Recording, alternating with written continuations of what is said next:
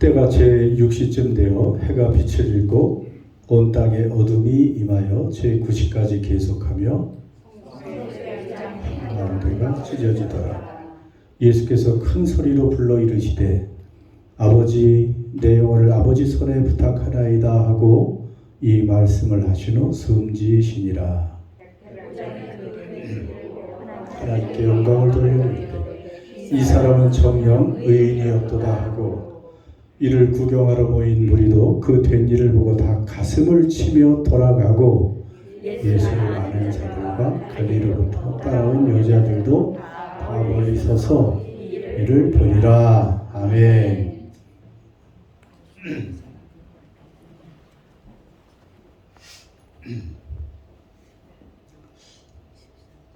오늘과 이번 주와 다음 주는 요한계시록 강해를 멈추고 또 절기가 되어서 절기 설교를 하게 됩니다. 그냥 단도직입적으로 여러분 예루살렘 가보셨어요? 못 가보지 않고 믿는 자는 복이 있도다 그런 말씀이죠. 가봐야 거기에 별거 없습니다. 지금은. 아무튼 여러분의 마음으로 십자가 아래로 한번 가보자는 것입니다. 십자가 아래 성경을 통해서 얼마든지 마음으로 믿음으로 상상으로 갈 수 있죠. 자, 우리 예수님께서 십자가에 달리시던 그날, 정확한 날짜는 몰라도 2026년 전 어느 날. 근데 이상한 현상이 일어났습니다. 지금 44절부터 우리가 보게 되는데 때가 제6시쯤 되어 해가 빛을 잃고 온 땅에 어둠이 임하여 제9시까지 계속되었다. 여러분 지금 십자가 밑에 가 있습니다. 때가 몇 시예요? 제6시. 제6시는 오늘날로 말하면 몇 시라고 그랬어요? 이스라엘의 6시는 6을 더하는 거예요. 정확히 제6시는 6을 더하면 12시. 그러니까 오정입니다. 한낮 가장 밝아야 될 그 시간이죠. 6시에서 9시니까 9에다가 또 6을 더하면 6시. 아닌데 뭐가 잘못 9에다 6을 더하면 오후 3시가 됩니다. 자, 아무튼 12시에서 오후 3시까지 가장 밝아야 될 그 시간이에요. 여러분이 지금 십자가의 밑에 있어요. 그런데 세상이 어떻게 됐어요? 어둠이 임했다. 이게 조금 어두울 정도가 아니에요. 해가 빛을 잃었다. 여러분 해가 빛을 잃었다고 생각해 보세요. 이게 보통 어둠이 아닙니다. 이것은 단순히 그냥 땅거미 뭐 이런 어둠, 아주 그 구름이 빽빽해서 어두워진 그 어둠보다도 아주 정말 캄캄한 어둠이에요. 어디서 힌트를 얻을 수 있냐 하면 여러분 출애굽할 때 하나님께서 고집을 부리는 그 바로 이집트의 바로 왕에게 이집트의 재앙을 10가지 내릴 때 그 중에 하나가 흑암이에요. 그냥 갑자기 대낮이 흑암이 돼서 사람들이 다 더듬거릴 정도로 너무나 그냥 여러분 깜깜한 밤에 차라리 밤이면 우리가 예상이나 하지 밤이니까 이렇다 하고 별빛도 있을 수 있고 조금의 그 빛이 있을 만도 한데 그 흑암은 너무 캄캄해서 사람들이 더듬을 정도로 어떤 표현은 그 어둠이 너무 짙어서 그 어둠이 만져질 정도로 그렇게 캄캄했다는 거예요. 생각해 보세요. 대낮에 가장 밝아야 될 시간에 그러한 흑암이 칠흑 같은 어둠이 그 십자가 위에 거기를 덮고 있단 말입니다. 거기에 지금 많은 사람이 있었습니다. 그런데 그런 캄캄함이 임했을 때 그들의 마음이 어떻겠습니까? 여러분, 뭔가 잘못됐구나. 두려움도 있을 것이고 너무 캄캄하니까 뭔가 이상하다. 이 십자가에 뭐가 잘못되어 있다는 것도 감지하겠죠. 여러분이 흑암은 출애굽기의 10가지 재앙 중에 하나이기도 하지만 그것은 이 흑암은 하나님의 진노, 하나님의 심판을 의미하는 흑암인 거예요. 그냥 깜깜한 것이 아니에요. 지금 여러분 지금 십자가 아래 가보고 계시죠? 너무 캄캄해요. 대낮인데 이것은 자연적인 어두움이 아닙니다. 이것은 하나님의 심판, 하나님의 그 재앙, 진노, 이것을 표현하는 특별한 어둠입니다. 그리고 하나님과 그 아들 사이가 완전히 차단됐다는 그런 의미예요. 그래서 우리는 이 흑암 속에서 여러 가지 의미를 생각할 수 있는 거예요. 그러면 흑암이 그 칠흑 같은 대낮의 암흑이 하나님의 심판과 진노를 상징한다면 그것이 왜 그 캄캄한 어두움이 그 갈보리의 골고다 언덕에 있었을까 하는 것입니다. 왜 거기에 하나님의 그 무서운 심판과 진노가 거기에 있었냐 말입니다. 여러분, 십자가에 죄인이 있었습니까? 아니잖아요. 47절부터 보겠습니다. 오늘 말씀 중에 같이 한번 봉독합니다. 시작. 백부장이 그 된 일을 보고 하나님께 영광을 돌려 이르되 이 사람은 정령 의인이었도다. 여기 백부장이 왜 등장합니까? 십자가 밑에 지금 깜깜해서 잘 안 보이죠, 여러분? 백부장은 로마 군대 장교지요. 지금 예수님의 십자가 사형을 집행하는 그러한 인물입니다. 주도한 인물이에요.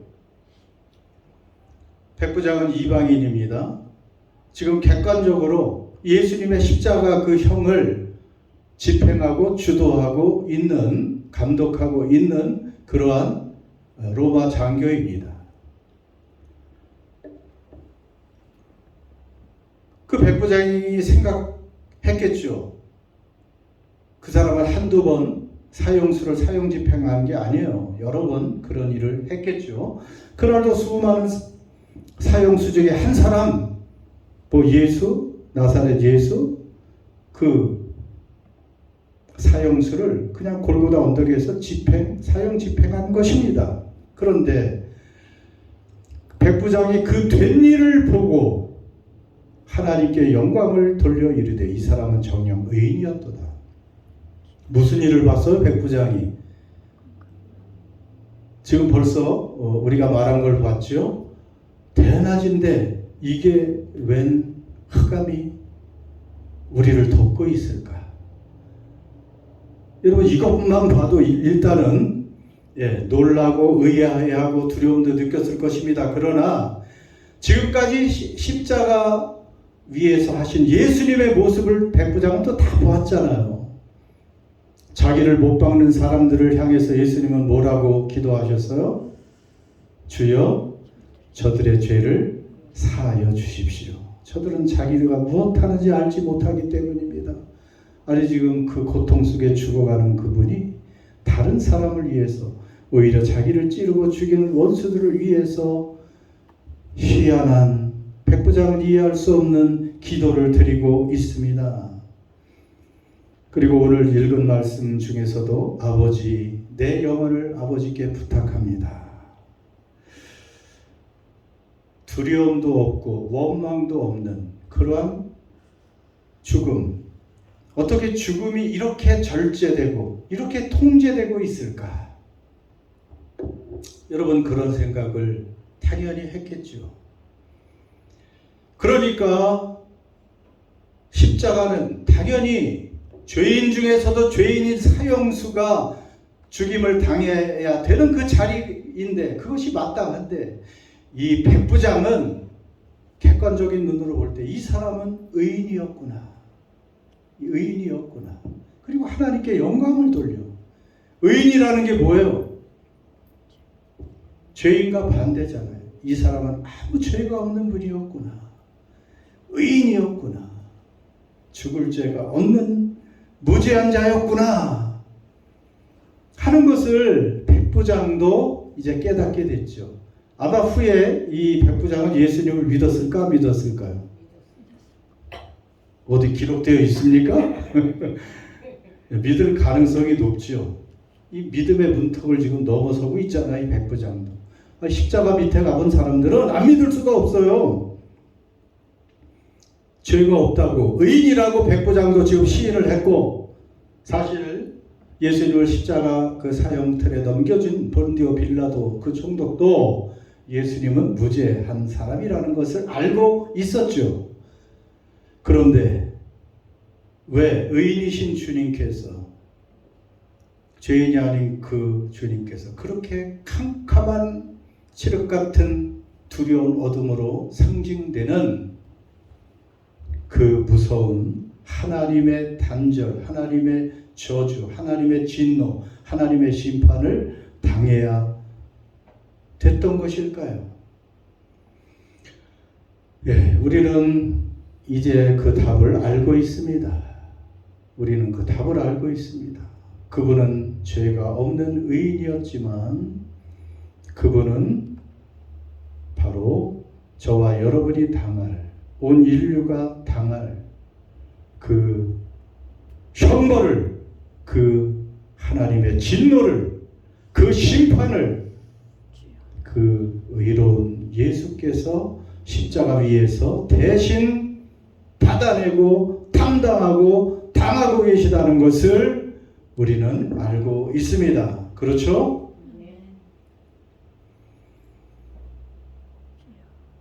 그래서 예수님의 죽음을 무슨 죽음이라고 그래요? 속죄의 죽음인데 대속의 죽음, 대신 속죄한 죽음이라는 거예요. 누구의 죄를 대신 속한?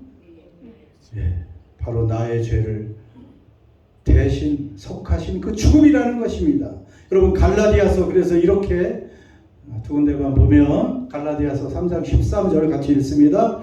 그리스도께서 우리를 위하여 저주를 받은 바 되사 율법의 저주에서 우리를 속량하셨으니 기록된 바 나무에 달린 자마다 저주 아래 있는 자라 하였습니다. 나무에 달린, 십자가에 달린 그 일은 우리를 위해서 무엇을 받으셨다고요? 우리를 위해서 무엇을 받으셨다고 되어 있어요? 예, 저주를 받으셨다.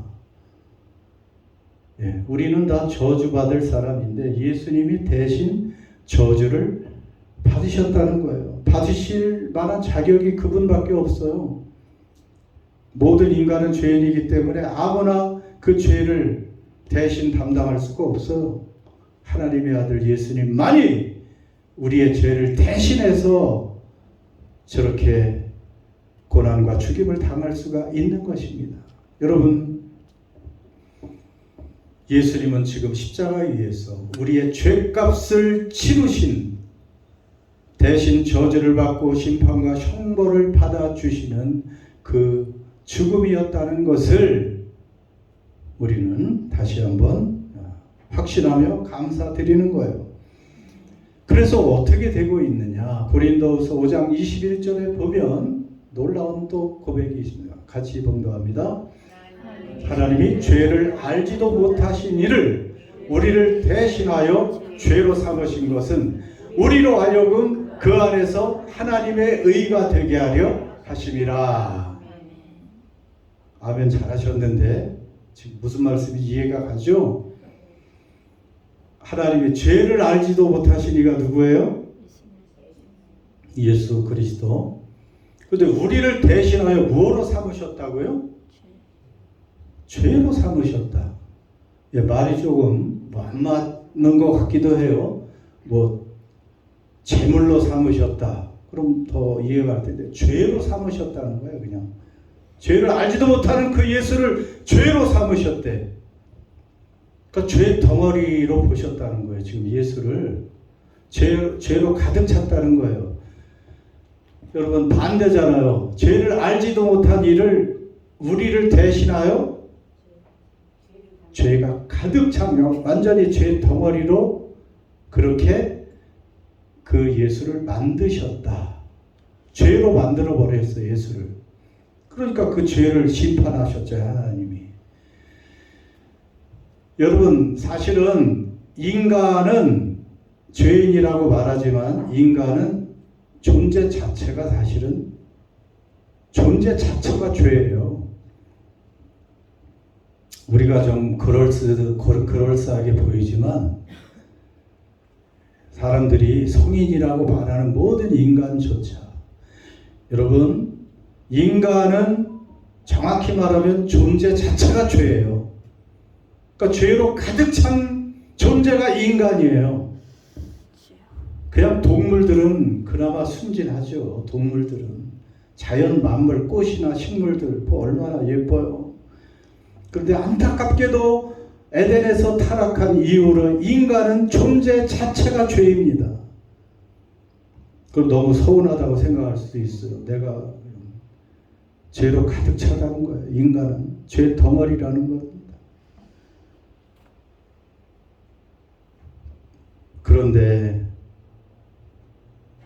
십자가에서 놀라운 일이 일어났다는 거예요. 죄를 알지도 못하던 그 하나님의 아들 거룩하신 그분을 우리 대신 죄 덩어리로 죄로 가득하게 만드셔서 우리 대신 그 아들을 하나님이 심판하시고 저주하시고 형벌 내리셨기 때문에 그 결과 우리는 어떻게 됐어요? 마지막 두 번째 문장 얼마나 놀랐습니까?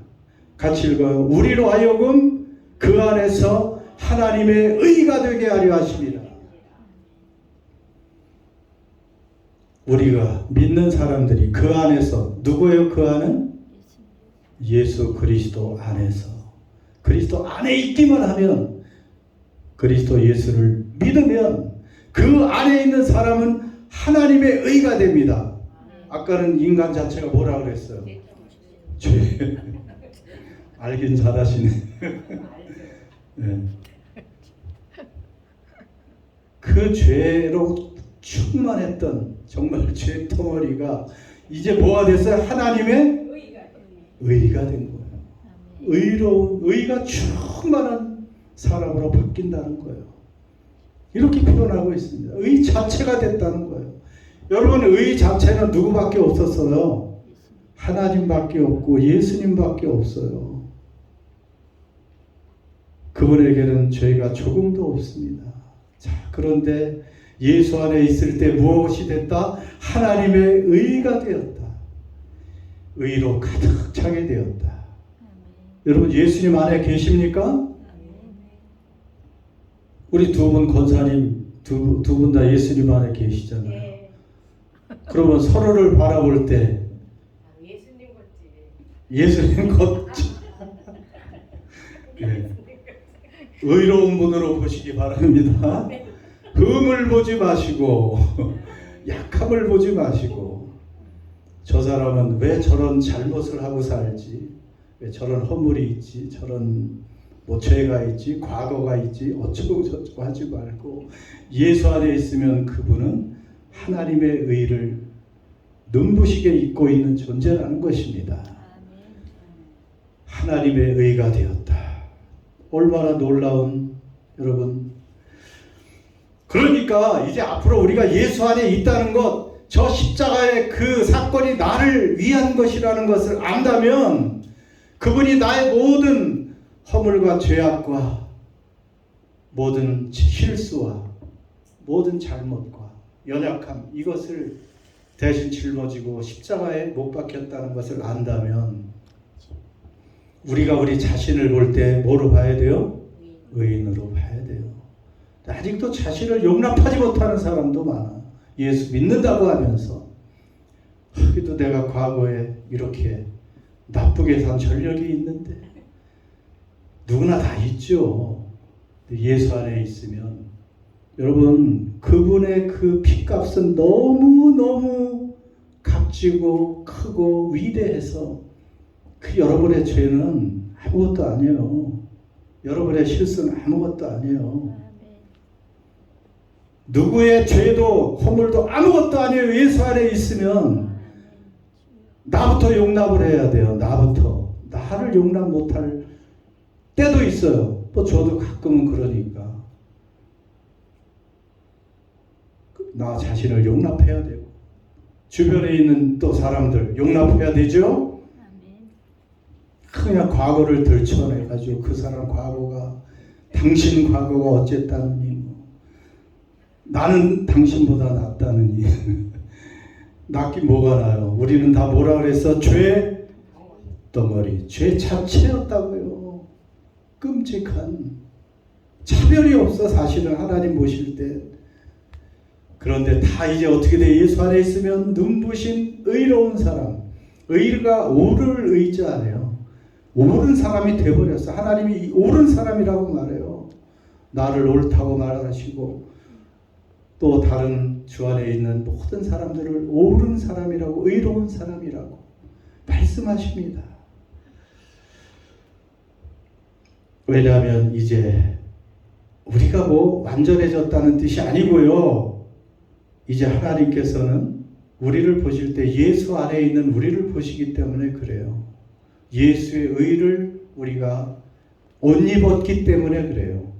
그래서 의가 오를 의자인데 오드의자도 있잖아요. 오드의자.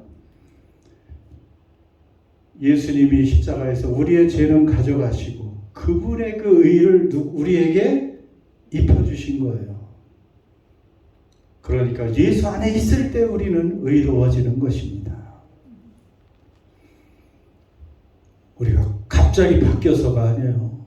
아직도 실수 많잖아요. 아직도 허물이 많잖아요. 말로, 행동으로, 생각으로 죄를 짓고 있죠, 여전히. 그래서 우리가 할 일은 한 가지가 여전히 있어요. 그것은 뭘까요? 회개는 해야 돼요. 회개. 회개는 물론 예수님을 믿고 하나님께로 돌아올 때 큰 회개를 한번 합니다. 이제 나 중심이 아니라 하나님 중심으로 살겠습니다. 십자가의 그 사건이 나를 위한 것임을 감사합니다. 하면서 회개하지만 그래도 복역한 사람이 또 손발이 더러워지면 그걸 씻듯이 우리는 회개해야 되는 거예요. 여러분, 우리의 모든 어떤 죄악도 씻지 못할 죄가 없다고 했습니다. 그럼에도 불구하고 또 하나 우리는 날마다 회개해야 됩니다.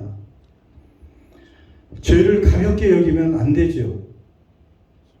내가 지은 그 죄 때문에 예수님이 저렇게 고난과 죽임을 형벌을 당하셨는데 그러면서 하나님 앞에 자백하는 거예요. 주님은 그걸 원하시는 것입니다. 어떤 죄든지 또 자백하면 주님은 용서해 주시죠. 예수님이 저렇게 십자가에서 다 용서해 줬는데 회개할 필요가 뭐가 있느냐 말하는 사람은 믿음이 좋은 척하는 것이지 그건 교만입니다.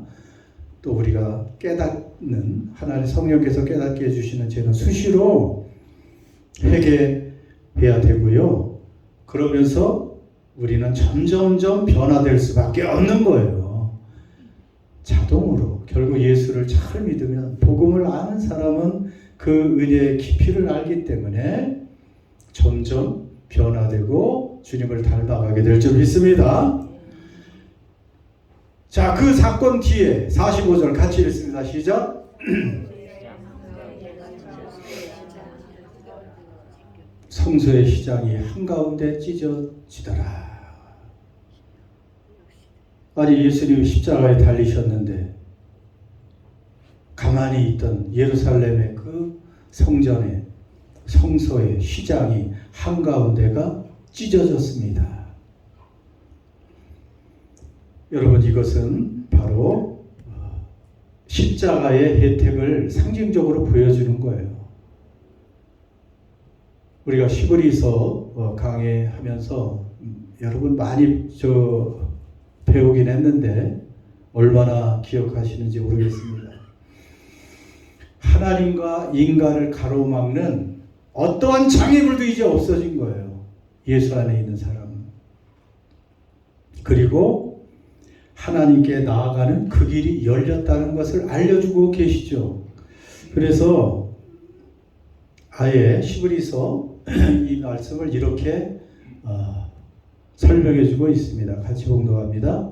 그러므로 형제들아 우리가 예수의 피를 힘입어 성소에 들어갈 담력을 얻었나니 그 길은 우리를 위하여 휘장 가운데로 열어놓으신 새로운 살 길이요 휘장은 곧 그의 육체니라. 자, 성전은 성소와 무슨 어디로 구분되어 있다고 그랬어요? 지성소로. 성소가 있고 지성소가 있어요. 지성소는 누가 들어가요? 들어갈 수 있어요? 없어요? 물론 성소도 아무나 들어가는 건 아니지만 그래도 많은 레위인들, 제사장들이 들어갈 수 있는 곳이었지만 지성소는 정말 들어갈 수 없는 곳이었어요. 거기 잘못 들어가면 바로 죽임을 당합니다. 하나님의 영광이 임재한 그곳에 들어갈 수가 없는데 그 성소와 지성소를 구분하는 커튼이 예수께서 십자가에 돌아가실 때 그대로 갈라졌다. 절반이 찢어져서 갈라져서 그러니까 그 안으로 들어갈 수 있다는 의미입니다. 히브리서에 예수의 피를 힘입어 성소에 들어갈 담력이라고 말했는데 그 영어 성경이 이때는 정확합니다. The most holy place라고 NIV 성경은 그러니까 예수의 피를 힘입어 지성소에 들어갈 담력을 얻었다. 그 말이에요. 정확히는 지성소에 들어갈 담력을. 그 대제사장이 1년에 딱 한 번 수많은 짐승의 피를 가지고 조심스럽게 두려움으로 들어간 그 지성소를 이제 예수 그리스도 안에 있는 사람은 누구든지 그 안에 들어가서 누구를 뵙는 거예요? 하나님을. 그 영광스럽고 거룩하신 하나님을 뵐 수 있고 얼굴만 그분만 뵈나요? 들어간다는 자체가 뭐예요? 그 하나님과 교제를 나눌 수 있다는 거예요. 그 만왕의 왕을 언제든지 아련할 수 있는 이 놀라운 특권을 우리에게 주셨다는 것입니다. 그러니 안옥자 집사님, 그 왕의 왕 하나님께 나아갈 수 있는 특권을 주셨는데 그걸 누려야 되죠. 그렇죠? 그렇지. 근데 주셨어요? 안 주셨어요? 주셨다 그랬잖아 오늘. 주신 거예요. 그러니 그 큰 권세를 가지신 하나님 앞에 나아가서 우리는 여러분 무엇이든지 아뢰을 수가 있고 구할 수가 있고 그분과 친밀한 대화를 나눌 수 있고 더구나 그분이 우리의 뭐가 되어주셨다 그랬어요. 우리가 하나님의 자녀된 특권을 주셨으니까 그분은 우리의 뭐가 돼요? 아버지가 됐잖아. 아버지. 의인도 되었고 자녀가 되었으니 하나님은 아버지가 되셨고 그러니까 과거에는 두려워서 감히 그 앞에 갈 수도 없는 그 하나님 앞에 우리는 이제 당당하게 갈 수 있는 특권이 있으니 두려워해요? 안 두려워요? 두려움 없이. 여러분 그것은 특권입니다. 특권은 누려야 되죠. 그렇게 열어줬는데도 나가질 않으면 무슨 소용이 있습니까? 여러분 누리고 있습니까? 여전히 하나님께 나아가기가 두렵습니까? 그것은 아니죠. 하나님이 다 열어놓으셨습니다. 여러분 그래서 이제 예수님께서 마지막으로 십자가에서 큰 소리로 불러 이르되 아버지여 내 영혼을 아버지 손에 부탁하나이다 하고 이 말씀을 하신 후에 숨지시니라. 패배자의 고백이 아닙니다. 예수님은 스스로 십자가 죽음을 택하셨고 이제 마지막 그 영혼을 하나님 아버지께 부탁하시고 숨지셨다. 그러니 여러분, 예수님은 참 평안하게, 마지막은 평안하게 십자가 위에서 죽임을 당하신 거예요. 우리의 영혼을 하나님께 부탁한 사람들은 마음이 평안합니다. 여러분도 임종의 시간에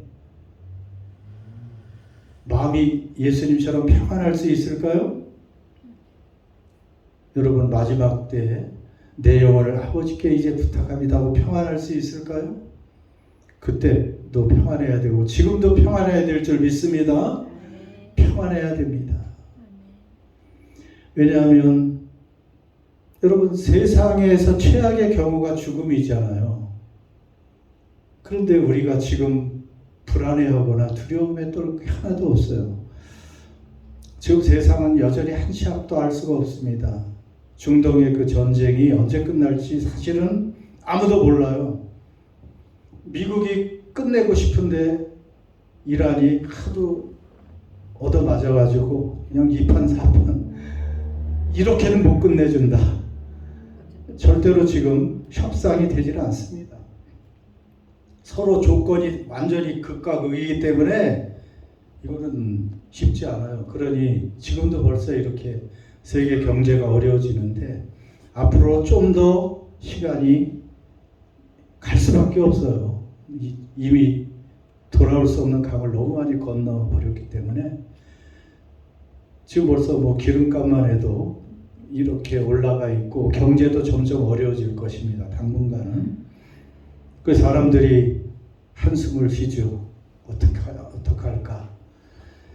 자, 그러나 우리는 죽음 앞에서조차 영혼을 주께 박힌 평안을 누리는 사람이니 여러분, 앞으로도 평안을 누리시기를 바랍니다. 하나님께서 보호해 주시고 여러분, 전능하신 주님이 우리 편이시고 그래서 우리를 끝까지 돌보아 주실 줄 믿습니다. 자, 마지막으로 백부장은 그렇게 구원의 문턱을 넘었고 48절 같이 읽습니다. 이를 구경하러 모인 무리도 그 된 일을 보고 다 가슴을 치며 돌아가고. 뭘 구경하러 왔어요? 예, 참 다른 사람의 고난이 내게 구경거리, 뭐 이런 경우가 얼마나 많아요. 그 십자가 구경하러 왔다. 근데 영어 성경엔 증인이 되러 왔다라고도 말합니다. 그러니까 예수님은 몰래 돌아가신 게 아니고 수많은 증인 앞에서 십자가에 돌아가신 거예요. 그런데 그 된 일을 보고 그 캄캄한 한낮의 어둠을 보기도 하고 예수님이 십자가 위에서 하신 그 모든 것을 보면서 가슴을 치며 돌아갔다. 왜 가슴을 쳤을까요? 이게 뭔가 깨달음이 있는 것이죠. 그들도 뭔가 엄청난 실수를 했구나. 죄인이 아닌 의인을 정말 죽였다면 이분이 살아계실 때 주장했던 것처럼 구원자, 메시아일 수 있겠구나 하는 이런 이제 각성, 온갖 감정이, 두려움, 회개, 탄식 뭐 이런 것들이 있었겠죠. 자, 이제 마지막 우리도 2026년 다시 한번 예수님의 그 십자가 밑에 가본 거나 마찬가지죠. 캄캄한 흑암이 세상에 그 한낮에 더듬거려야 될 만한 그 흑암이 갑자기 몰려옵니다. 3시간이나 예수님은 그 십자가 위에서 돌아가셨습니다.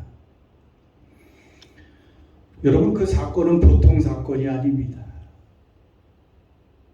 하나님 나라가 이 땅에 임한 사건이에요. 사실은 그때부터 하나님의 나라가 이미 임했어요. 하나님의 나라는 마지막 때 완성은 되지만 이미 그때 임한 거예요. 그래서 종말의 시대는 언제부터라고요? 바로 그 예수님의 십자가 때부터가 종말의 시대가 시작된 거예요.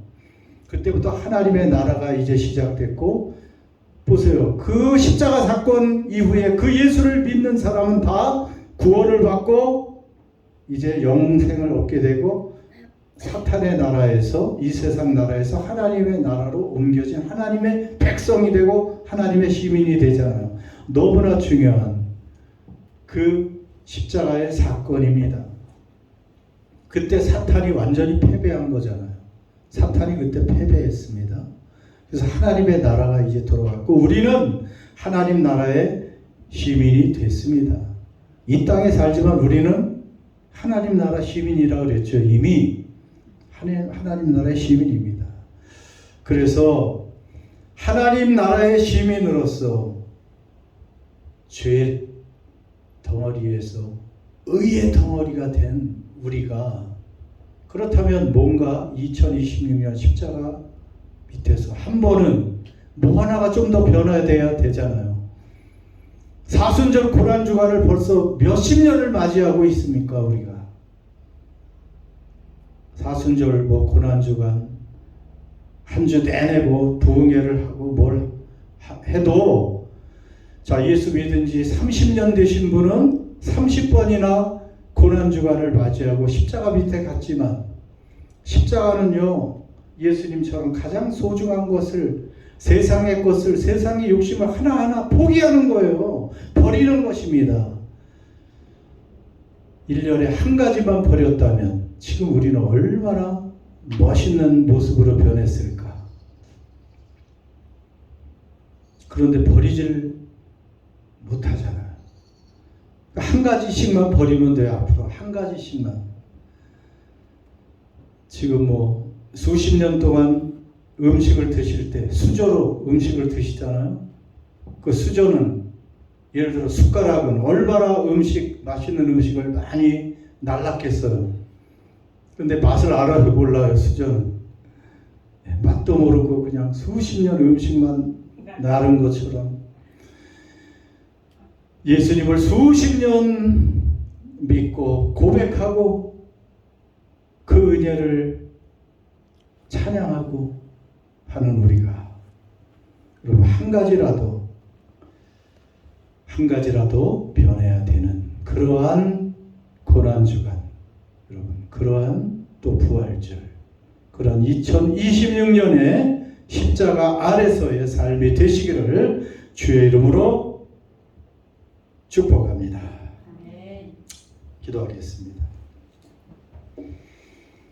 오늘 말씀을 여러분 생각하시면서 2026년 고난주간, 나는 지금 어디에 얼마만큼 변화된 모습으로 서 있는가?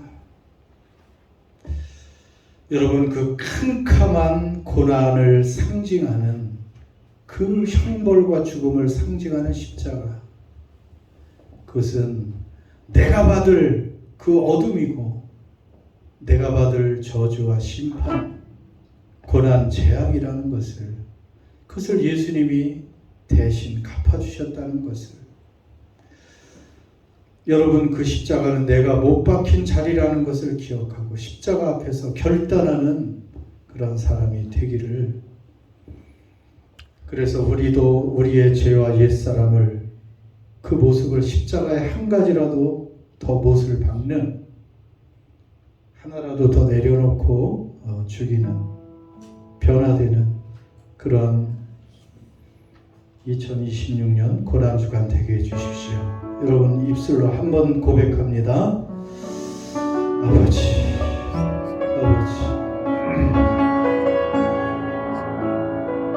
아버지, 우리를 용서하소서.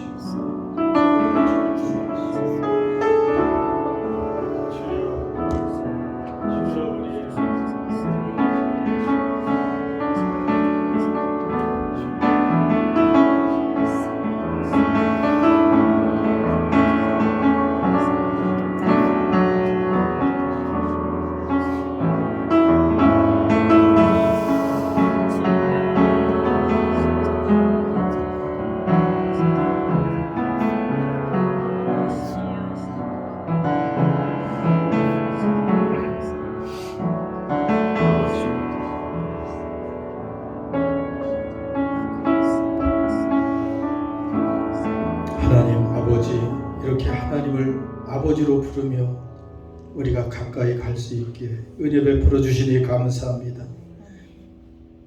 캄캄한 우리의 죄악, 그 빽빽한 죄악을 예수님이 대신 다 담당하시고 가져가시고 우리에게 그 하늘의 의를 입혀주신 주님 감사합니다. 이제 의인다운 삶을, 구원받은 하나님 나라 시민다운 삶을, 하나님의 자녀다운 삶을 살아가는 저희 모두가 되게 해 주시옵소서. 우리 주 예수님의 이름으로 기도드립니다. 아멘. 다 일어나셔서